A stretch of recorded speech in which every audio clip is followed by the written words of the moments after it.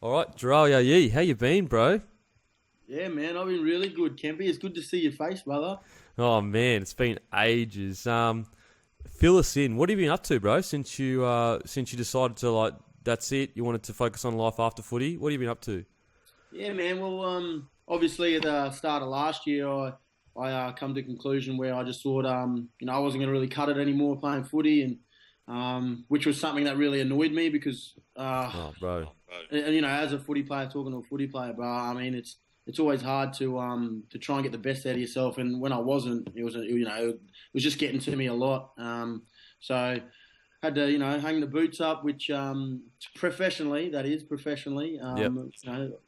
So that was hard, but since then, mate, I've I suppose life's taken another turn for me, and I've done a lot of stuff inside the Brisbane Broncos. I'm still working there at the club and doing a couple of programs, Indigenous programs, running there, and I still help do a little bit of corporate stuff at the games. I do media on game day on Broncos TV, and I suppose I'm just trying to expand, what I can do in the rugby league. In everything in rugby league, and I'd really like to get in the media one day, and talk a little bit. I like going to places and talking about my story a little bit to people, and showing them, letting them in a little bit of my story. So it's been about a year and about 4 or 5 months now, and mate, it's going really, really well. There was it was a roller coaster, but I've come out the other side. Yeah. So I was going to ask you, like, for me personally, it took like a solid year before I really accepted that's it. It's done, and before I really accepted that there's no more like maybe this or maybe that. Life after footy is what I've got to focus on. Did it take you a quite a while before you really said, okay, I've just got to accept that I'm no longer an NRL player.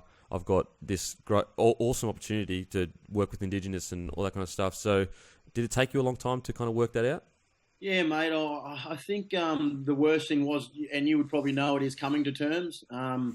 Especially at the age I was only 23 at the time, and it Far was a out, massive, man. it was a massive decision for me to make. But look, I thought of it this way. I knew there was a lot of other boys coming through, and I knew that I just wouldn't be able to keep up with them. And it was annoying me that I couldn't keep up with them. But I also knew the club was in great hands as well. So it wasn't something that I was really, really scared about. I was scared about losing my career, but I was also scared of leaving the Broncos and sort of no one being there to fill my position. Not that it was a big position to fill. I mean, it was on the wing, and Oh, in saying that, bro, I was going to speak to you about it later in the conversation, but you were one of the best wingers in the game, and that's a not even an arguable fact. You were definitely you were the Australian winger.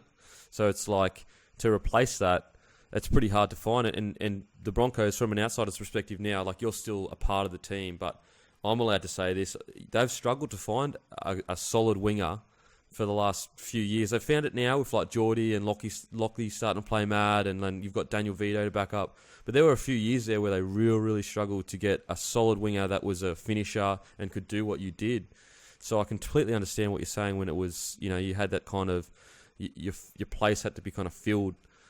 yeah, and it was. I suppose it was that was scary as well. But I mean, you for all people know Kempy as well. There's always life after footy, and those hard times for me where was giving it up was minimal, and it did take a little bit, and it's still taking a little bit of time. But I totally understand the path I had to take to give it up, because like I said before, I just wasn't going to cut it with the people that were playing and the freaks we got in our game today, mate. I'm Oh, actually sort of glad a little bit that I'm not playing, because you got the likes of Roger Tuivasa-Sheck, who was playing on the wing, and the boys coming through, playing on the wing as well, like all these young boys, your Valentine's Holmes. I mean, those boys they're prolific try scorers, and they're just really good for the game, and the fans love to see it. So I'm happy to sit back and sort of watch now that, and know that I gave it my all to get back as well. So I'm happy to see those boys sort of come through and take the reins.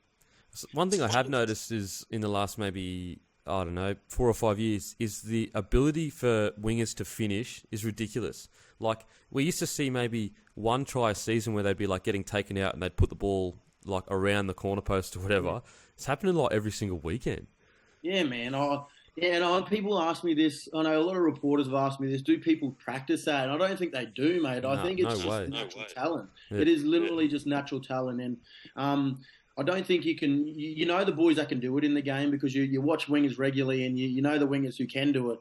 There's only a handful of them. But the young kids coming through, they make it happen every time. And to be honest, as a winger, these days it's come a long way since when we were playing. Even when I was playing, 3 years ago, mate, it's come a long way to be able to be a good winger. And you don't see a lot of wingers that finish from far away, but you do see those spectacular finishes where putting down the ball while your body's out and contorting your body. So it's really good to watch, and I know the fans will be loving it as well. So take us back to that time in your life when you first came into, and like the crazy thing for you is that we saw your rise to the Australian side was so quick.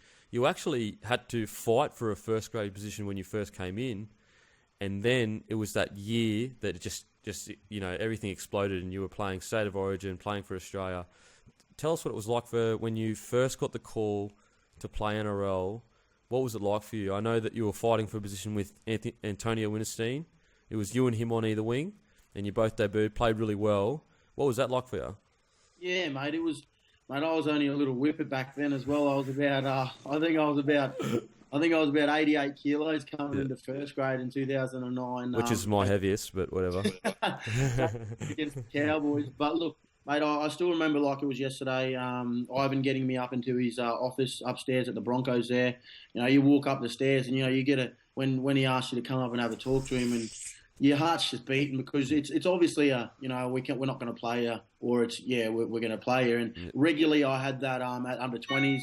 You get that kind of feel. And even when you're playing under 20s, you get nervous if you're going to get picked every week for the team. But obviously this is something you've been fighting for a long time, and you're a young kid and you grow up, and once you get your roots into playing rugby league, all you want to do is play first grade. So I still remember it was like yesterday. I've got me up there and told me I was playing against the Cowboys, and I couldn't have asked for a better debut, mate. There was about 52,000 people in the stands at Suncorp Stadium, literally what I believe one of the best rugby league stadiums in the world. 100%. And there I am at 19 years old, and the world's at my feet. So it was a big occasion for myself, and not just for me, mate. My family, sacrificed a lot for me to be there. So it was something that I'll never forget. I'm getting goosebumps talking about it. It's just it makes you feel that, and you know what I feel. You know what I mean, mate. It just gets you every time you talk about it.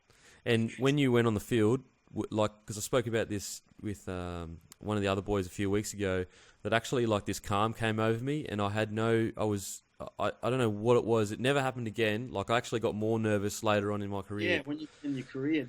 But the first, man, it was weird. Like I just got completely calm, and I was so confident in my own ability. Like that sounds arrogant, but I don't really care. Whatever.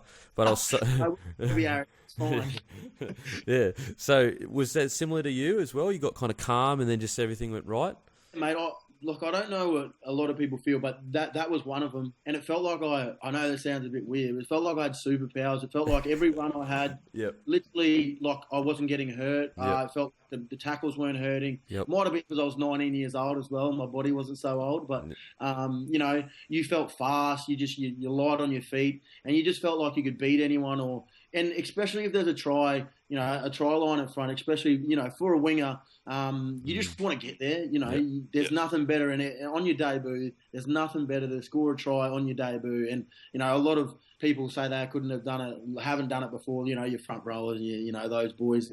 But when you're a winger, it's your job. And I still remember like it was yesterday, Carmichael throwing a cutout ball to me. He goes a little bit behind me, and, I stand up who was an absolute talent back in the day, Brad, what's his name on the wing? The winger for the Cows. Now I've totally forgotten. Brad. This is so bad.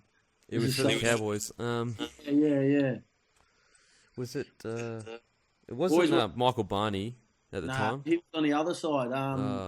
I just had a mind blank, but I just found myself beating him to the sideline, and beating him through the side, past the sideline and over the try to score a try. And I was just like, best thing that ever happened to me. I've never felt so good. And the first person there would hug me, was Israel Folau. So you couldn't imagine Israel, then Carmichael, and it was just like I'm playing a team with a bunch of superstars. So how could you not be excited and be having fun in that side?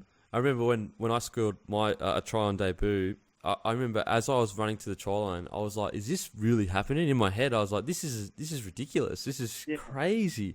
And then I scored, and it happened. And I was like, and the feeling's nothing better because the crowd just absolutely erupt. And I suppose no one can get that feeling unless it happens to them. You can watch the game, you can witness it, you can be on the field with it, but unless that's what you're doing and you're scoring on your debut, I mean, it's an absolute amazing feeling.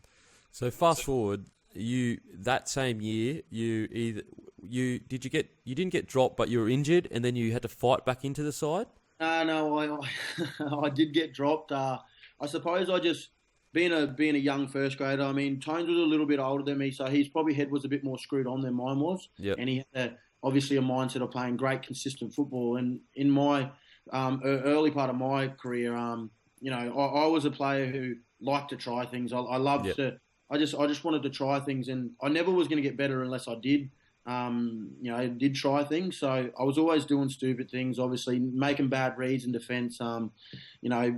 Kicking balls when I shouldn't have, or trying to do freakish stuff when I shouldn't have. When I was only 19 years old, and I shouldn't have done that kind of stuff. So I wasn't playing consistent footy. Got dropped back to under 20s. Played a handful of games with them. And then got called up again, midway through the year towards the end. And that was it. And and then, I mean, I'm fortunate enough to play a lot of finals footy that year in 2009. We made the prelims against Melbourne. Went down to Etihad and got absolutely dushed. But I still remember, mate, it was my first final series in a first grade jumper, and I'd never played so consistent in my life. So it was pretty full on. And then 2010 rolled around, and I sort of knew. I've got to start playing some really consistent footy. Unfortunately, you were injured. You got injured at the start. Yeah. And then you came back round 3, or it would have been round six. Yeah, round 6. You beat a footy. I broke my ribs in round 3, I broke 6 ribs and my lung collapsed, and that was just me for the season. But I remember I was on the sideline, and your first game back was against the Rabbitohs, and your first run you ran 60 meters, and I was like, "Whoa, this kid!" I was pretty lucky. I think the forwards were a bit tired at marker, and I slipped through there, and I remember it was Lexi scored on the back of it, and we were off to having to start a great year in 2010, and.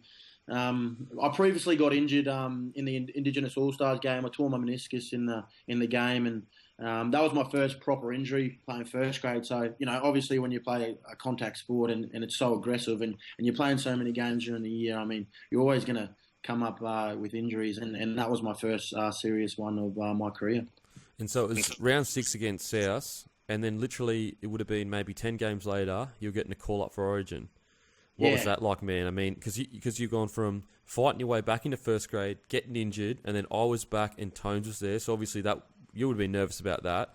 And then you got your spot back and cemented it, and then you're in Origin in Australia, and you're sitting there going far out. Like 10 weeks ago, I was worried about my spot. Now I'm playing for Australia. What was that like for you? Yeah, well, I didn't play Australia till 2011, but 2010 I did get called up into 18th man. To Origin. Oh, yeah, that's right. Yep. I put into 18th man for 2010, and that's sort of when I thought to myself, well, wow, I've got a great opportunity here to cement my position. I mean, there's not many. Look, I was very fortunate. I call myself the luckiest unlucky person in the world, mate. Like, I was lucky enough that. You'd come back and you did hurt yourself, and I'd slip back in that side, and I'd played consistent footy for about 8 or 9 weeks, and when that Origin period came around, it was the last game Origin for us, that I was put in the 18th man. Lucky again, Israel Folau was moving on to play AFL, and there was just a position there opened, and there was no one else for me that wanted to take it, and I thought to myself, look. I'm gonna play this year out. I'm gonna have try and have a great year. We didn't make the finals that year, which was first year ever. Yeah, first year ever. which was great to be a part of. Yeah, so stoked to be a part of that squad. So stoked. But pre-season come along, and I dulled down. In the pre-season in 2010, leading up to 2011, I dulled down a lot of socialising with my friends and doing a lot of that stuff, just because I knew it was time for me. There was an opportunity, and there was a time for me to switch on and start playing footy. And I suppose you get to a stage when you get serious about footy, you're not having fun anymore. You're actually playing because you want to make those sides. And I mean, when you're younger, you're playing and you're getting picked for those sides and such and such. But this was serious, and everything just blew up for me in 2011. It just went from 0 to 100 real quick. Yeah, 100%, bro. I mean, and a lot of younger guys, they get picked for like Origin 18th man, and then they kind of fade away a little bit because it gets to their head a little bit. Like, not anyone in particular, but it kind of seems to happen. Whereas you just kind of springboarded you off, bro. And then before you knew it, you're friggin' putting Benji Marshall in the third row playing Australia. Yeah, I think I had a good... Look, a lot of people might not think he's a good mentor, Hodgie, but I think I had a good person into the sense that he was just such a competitor, mate, that, he demands respect from everybody when he plays them. And you, for all people, would know that as well. He was someone who always did believe in me. I mean, I copped a spray or two when I needed it, but he was someone that was like, you can really do something with yourself here. You can make a career out of this. You can not be just that winger who just played on the wing for the Broncos. You can be the winger who, more than that. Yeah, you can be the winger who turned the world upside down and come out of nowhere. So I sort of realised when sort of someone like that is telling me, and when my coach believed in me, Anthony Griffin as well. I mean, I was real close with him. He told me that I could do something as well. But it wasn't just him. It was family, friends, who really pushed me. And all the boys at the Broncos. I mean, mate, I was in a pretty star-studded back line, in that 2010 season. And coming, anyone who's at the back of Darren Lockyer is going to look good as well. Because he makes people look good. So I was very lucky. Like I said, I'm the luckiest unlucky bloke ever. I was very unlucky that Izzy left. There was a wing spot open, for Australia and Queensland. And I suppose I just didn't let anyone take it from me. I just took it myself.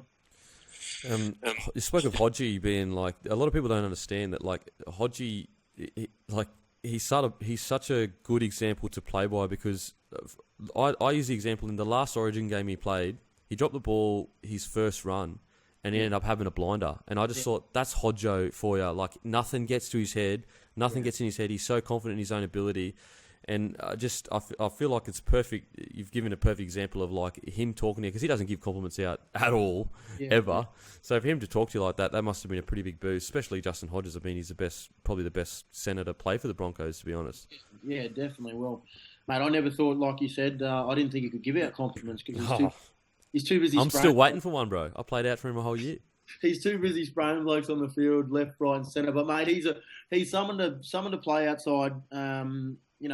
He oozes confidence, so that makes you confident because it makes you feel like you can do anything, and he's got your back as well. He won't tell you that, but he just will. He won't ever let you know that he's got your back, but he just does. And I mean, I do owe my little bit of my career to Hodgie. In the sense when he does say that to me, he goes, oh, sometimes he's a bit arrogant and, he's a lot arrogant. He goes, I made your career, Jharal. Mate, you weren't there when I was playing for Australia and Origin the first time. You did for Australia, but Origin you got injured like you always do, and do you have So, look, I got the utmost respect for him, and I'm glad I got to play outside him, and we had some good fun, mate, on that wing, me and him. Oh. So we talk Origin. When you first got you were 18th man, so you obviously got a feel for it. But when you were first told you're playing Origin, what was that like? Yeah, no, it was out of this world, mate.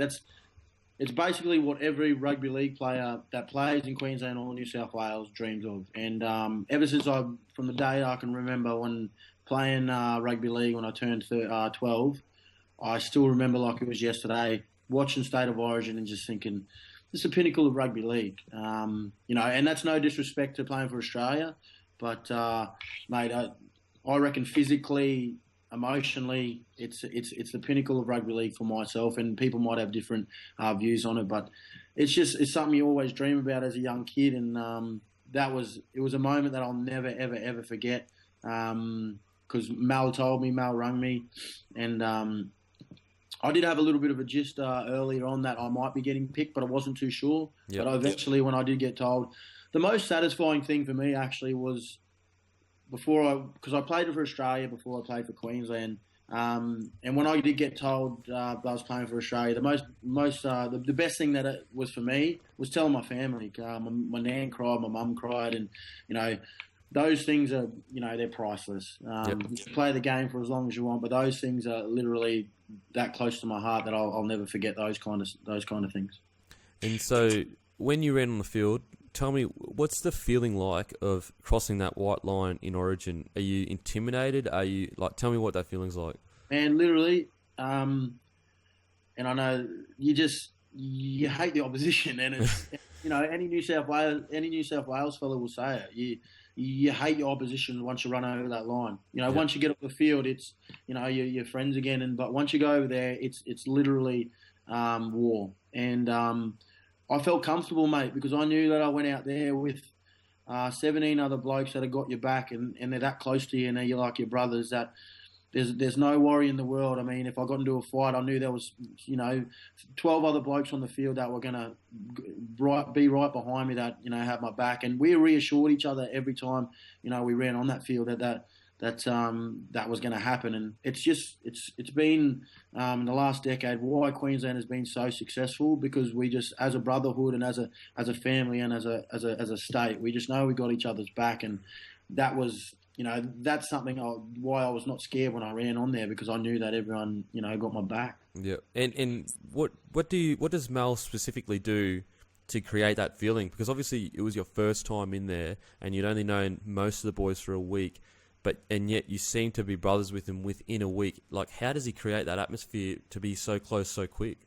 Yeah, I suppose it's, well, like I said before, it's just about being passionate about playing that game. Since you've always wanted to play this game since you were a young fella. And I don't think it's anything that Mel does particularly well. He just instills it in you more. And everyone else around you knows exactly their job. There's nothing else, and everyone's got their job, and everyone knows what they got to do, from the bloody fullback all the way to the player who's playing on the number 17. Even 18th man does their job on the day. It's what they do, and I suppose he puts passion into the game, passion to all the boys, and just sort of says, if we're playing at Queensland, this is our hometown. We don't lose here. Yep. And when we go down there, we see how hostile it is, and we see how passionate they are, and we respect that. But we also want to respect them and play well. We don't want to turn up down there and give them a free shot at us. We want to turn up and give them the respect that they deserve. So those kind of things are something that he instills in you. And when you scored the try on your Origin debut as well, what was that like, man? It was ridiculous. Literally. Lucky again. Like, I just had some awesome players around me. The ball Cooper Cronk just grubs it through, off nothing, and it just pops up between two of those New South Wales boys. And, those grubs. And yeah, I can say that. Even though I'm wearing disgusting colour, look at this disgusting colour I'm wearing. It literally just popped up for me, Kempy. And as a winger, you just, like I said before, when you play that first game in the debut, you just want to get there. Yep. And obviously those two boys were just a little bit confused. And in that split second, you can lose it. And I suppose my goal was get the ball, put it over the line, and that's all I knew, and that's all that I did. And lucky enough that it just popped up perfectly for me. And I don't see that as Cooper as doing something fluky, mate. He practices kicking regularly, like ridiculous amounts. He's a perfectionist. So I've heard he's like OCD. Yeah, mate. He knew that it was popping up. I knew. So all I knew is that if I just chase it, and I tackled him out or I tackled him in goals, that was good enough for me. But I got the next best thing, and I scored a meat pie. So moving on to playing for Australia, obviously, I feel like, obviously I don't know because I haven't played, but I feel like they're kind of different feelings, but the same, as in the same level of pride, but different in the fact that playing for your country is like the pinnacle of being proud. Yeah. What was that like for you? Yeah, mate. I still remember standing in a line in arms with all the boys singing the national anthem, and that was the first time I'd ever sung a national anthem on a footy field because Really? I'd never. Oh well, sorry, not professionally. I've never, because we never do it when you play in. And I've never played in a grand final, so I never did it in a grand final. So, that was just overwhelming, really overwhelming. And to do it at, Skill Park in Queensland again, I was lucky enough. I was pretty lucky to play in some pretty cool places for my debut. So, that was awesome again. And I remember that game where they kicked it down their first kick off there at the second set, and I'd knocked it on, and I just thought I was going to be in for a very, very, very long night. But ended up playing well. Look, the person next to me, Hodgie, told me to switch on, don't worry about it, head up and get back into them and just, do your job, and that's what I did. And I come away to people don't even remember that. Yeah, I didn't even remember that, bro. Exactly. People see this stuff I remember because. Yeah. I'm a little bit weird like that, but it's... Bro, I used to... If I'd, even slipped off a tackle but I scored 3 tries, I'd be like, I've had the worst game ever. Yeah. Can't believe it. Yeah, you just... I suppose you try and not belittle yourself, but try and... So you can improve next week. And I think it's all rugby league players do it. Yeah. So, rewind a bit. I think this was earlier. Walk us through your try against your brother JT, where you pretty much made his legs tie in knots. It was one of the best tries I've ever seen.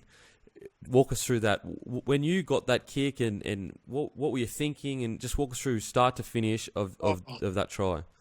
Mate, it was in 2010. And I tried a lot of things in 2009. Like I told you, I was doing stupid stuff. And look, I suppose I got to a stage where I got really confident and that I just attacked everything. And I'm not saying that I attacked, I'm not saying just when I'm attacking that ball, but I attacked everything when I played the game. Whether it be a run from dummy half or, kick, chasing a kick and stuff like that. But I just attacked it, mate. I didn't know if the ball was going to bounce up for me, but all I knew is that if I put enough pressure on Michael Barney that, maybe he was going to knock it on. But look, it popped up perfectly.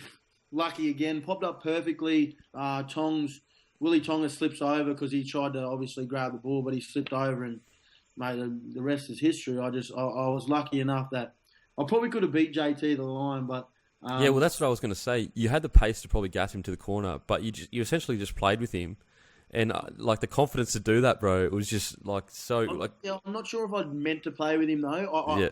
I think I meant to do was I was meant to turn him. Go infield and score under the post. But obviously, him being a very, very smart player as well, he thought he knew that was going to happen. Yeah, so I'd obviously, stepped off the right foot. He turned and I stepped on the left, and he's turned again.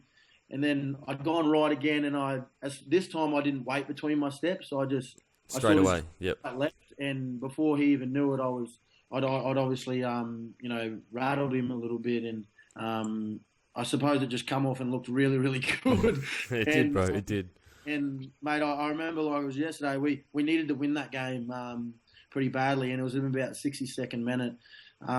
We needed to win that game pretty badly, and I remember us being on the line about 12 minutes before that, and Lockie giving us a talk saying we need to score the next try to be on top of it. We need to score, boys. Fuck.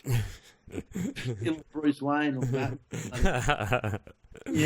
Need to score next, and we were just, we did, and we ended up winning that game, and we had, we ended up winning it and had a good night in Townsville. So, fast forward to when you got injured. What were the immediate when you were going to the hospital, and obviously you knew the severity of it because it was so obvious. When you were going to the hospital, what was going through your head? Were you like, this isn't long term? This is just going to be like a 6 month or? I had obviously knew that I'd compound fractured it. Never heard of a compound fracture before in my life until I did that. Neither did I. I'd obviously, knew that it happened. Mate, I was in great spirits. I just thought, I'll get back on this. Obviously, I knew that they had to do a lot of surgery and stuff like that, but I didn't know that at that stage, I didn't know I was going to end my career. Definitely didn't. And, I get goosebumps saying that because I literally did not know at that moment that it was going to end my career. But I do remember saying to Hodge on the field as in saying that, I remember, like it was yesterday, saying to Hodge, am I going to play footy again? Am I going to play footy again? And he goes to me, you'll be sweet, just, lie down. And me being stubborn, I wanted to have a look at it. as soon as I seen the blood, I almost passed out. There's a funny thing about that. I remember Alfred Langer running down the sideline because he was our trainer at the time and hates blood. So I was seeing him come down, and they told him it was a compound. And I've never seen someone with the biggest U-turn of my life and run straight back to the bench. Wasn't he supposed to help you out? And he's just like, A giggle at, in that terrible time. I had a bit of a giggle to myself because I watched him do it. But at that time, I didn't know how severe it was, and that was going to happen to me. And so, when was the kind of moment that you realised this might be a permanent thing? This might end my career. This might end what I love. When was that moment for you? Oh, it was probably a pre-season just before I retired. So 2013 pre-season. Yep. I just remember, it happened in 2012 at the start of 2012, and this was at the end of 2013. So I've been through a year and a half, and I just thought this is not getting better. It's not getting better at all. And I was just waiting, hopefully I'd wake up one day and it would just be better. But, it just never, ever, ever got better. And it was something that, hurt my feelings a lot. And mentally it hurt a lot because I'd given everything. I'd given every possible thing I could do to get better and to play with my mates again, and not just for my mates, for my family, for the fans, because I felt like I owed them a bit because they encouraged me, they cheered for me week in and week out, and they absolutely adored me. So it hurt a lot when I literally knew it was time. I knew it was in time at the end of 2013, and it was just a matter of time when I was going to do it in the following year. And now that you're doing Indigenous work, is it just as rewarding for you in a different sense? You're changing lives, but not necessarily entertainment-wise, but talking to Indigenous kids and showing them that there is a different way, a better way, and improving their lives and trying to help disadvantaged kids. What's that like for you? Can you talk about how good that is for you now? Or I'm very passionate about my culture. Proud Indigenous boy, and I just seen, I sort of had a bit of a tough bringing up. My mum's single mum, and she sort of struggled to bring up two Indigenous boys. And I suppose I just want to send a message to kids that you don't have to have the best of everything to become something of yourself. And that's what I drive to them every day. Every time I go to a school, I hope to put a smile on their face, whether they're having a bad time at home or struggling at school. Pushing the case that education is very, very important coming from me because I wish I did get an education before I played footy. And those things, I haven't seen the benefits of it yet, but I know that I will in the past few years when kids come up to me and say, I did this program with you and you inspired me to become this, or you inspired me to become that. And, those kind of things are something that I aspire to be now. And, but that's not the only thing. I just want kids to know that rugby league's not everything if you're playing footy. There are other pathways in life that you can take, and it's a big world out there. You don't have to become a big superstar to become a great person or to be happy. And I definitely know that because I've become someone else, from rugby league, and I'm still very much loved. And I didn't realise that I'd put so much impact on so many kids that I could change some lives, and I hopefully in the past few years when I'm still in this program, hopefully that I can change a few. And so it's Indigenous round, and that's by the way, listeners, I spoke to Jharal literally 2 days ago. He said, "Yep, I'll come straight on." So that's how good of a bloke he is. Literally 2 days' notice, and he came straight on because I wanted to get an Indigenous player to speak about how important Indigenous round is, because as I spoke to Jamie last week, a lot of people don't actually interact with the Indigenous culture as much as you would think. You think that being the original culture of Australia that there'd be constant interaction, but there's really not. I didn't interact with any Indigenous culture until I left school. So I was 17 years old, and it was when I played footy. Now, so how important do you feel Indigenous round is for you, and the Indigenous All-Star game is for you? Hey, well, it's another language for our people, for starters. We changed so many lives because of this round. It just gets recognised for the kids to show that you can be someone, you can do this. Just sort of what I talked about in my programs. But mate, we're the longest living race in the world. it's crazy to think that, Yeah, and it's mental, man. I'm so privileged to be a part of that. Yep.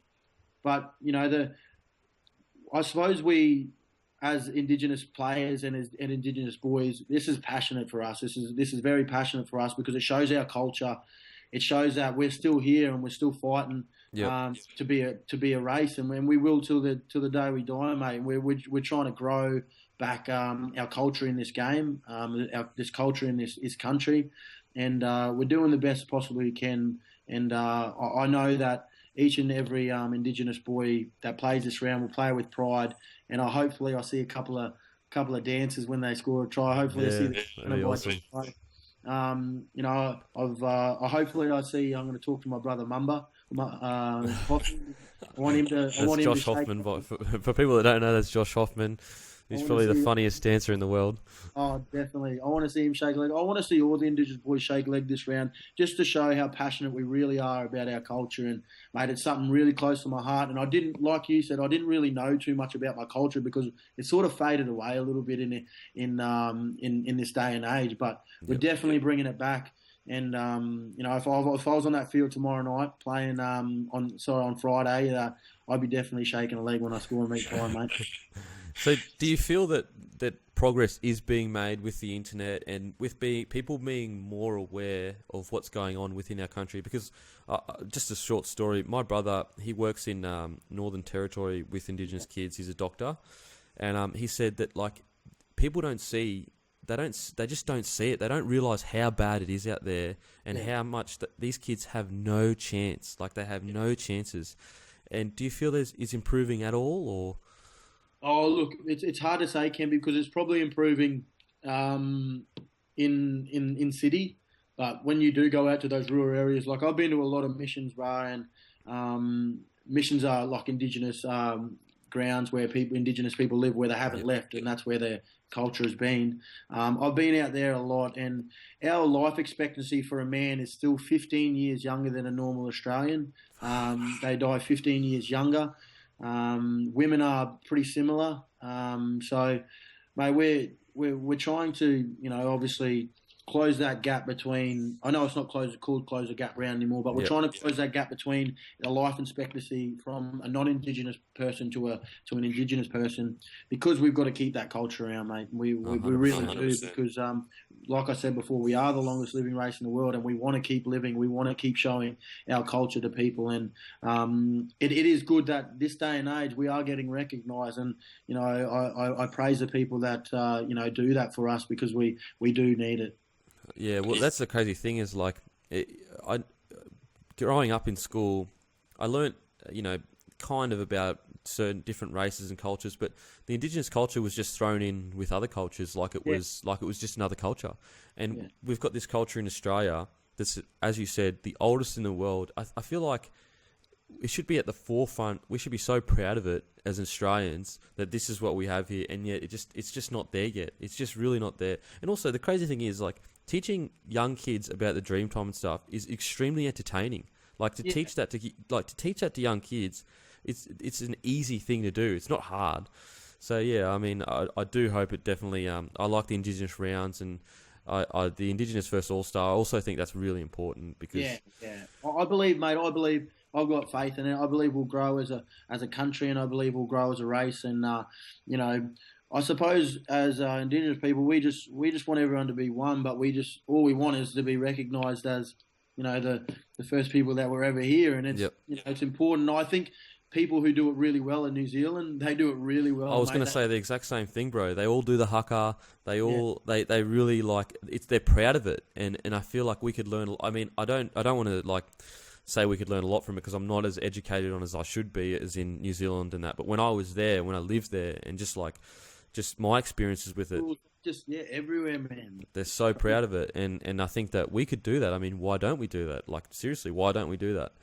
Yeah. I think we've got to sort of, as Indigenous people, we've got to sort of take it, get it and take upon ourselves as well to try and do it. And we are doing it. Like, I know we're getting there, and it's growing and growing, and that's the best thing about it. It's only just exciting, mate. It's sort of like a roller coaster. We've come over the hill and we're coming down. We've come down, but we're coming back up, and it's amazing to see, and I'm very, very excited about it. So, what are you going to do for Indigenous round this year? You're going to watch the boys play, and there's anything else you're doing? Yeah, mate. So for Indigenous round for me, obviously we have a jersey that's out. It's for our Indigenous round. It's inspired by Deadly Choices. It's something that's been going for a couple of years with the Broncos. They've had a couple of jerseys like that, and this year it's Deadly Choices, which is a program that's run at the Brisbane Broncos about making deadly choices, healthy eating, living right, and to obviously change that life expectancy of Indigenous people. I'll be at the stadium. I'll be wearing my jersey. I'll be wearing my beanie, mate. I'll probably be. There was a big thingy today at training actually, and there's a big Cup Murray, which is a big feed, a big Indigenous feed. Really? It's awesome. I didn't get to have any because I'm trying to shred, so I've got to look after myself. Are you shredding for stereo, bro? No. 25 years old. I don't go stereo anymore. What was I going to say? I forgot what I was going to say. Oh, Deadly Choices. That's just search Facebook, Deadly Choices, and Twitter, and www.deadlychoices.com.au. I'm pretty sure. If you just go there, have a look at it. It's really cool. I know the Appos are a part of it. Yep. Nath is and Lauren. Sammy's ambassador. So am I. Sammy's one of the big ambassadors. Not big ambassadors. I mean, he is pretty big though. He's a big boy. But Sammy is one of the massive ambassadors for him. If you're lucky enough, you can grab one of my jerseys too. That it's got Yow Yeh on the back, number 5 on the sleeve. That's it. So, grab the Yow Yeh jersey. Not that I'm trying to endorse too much, but you can only get it though if you get a health check. That's the Indigenous people when you go get your health check at an Indigenous place. Oh, that's good. In Queensland, it's Deadly Choices. We're trying to make it a bit more down in New South Wales at the moment, but you can, when you go get your health check, you get a free shirt. So it's a good incentive to go get a health check. So yeah. All right, bro. We got some fan questions for you. Yep.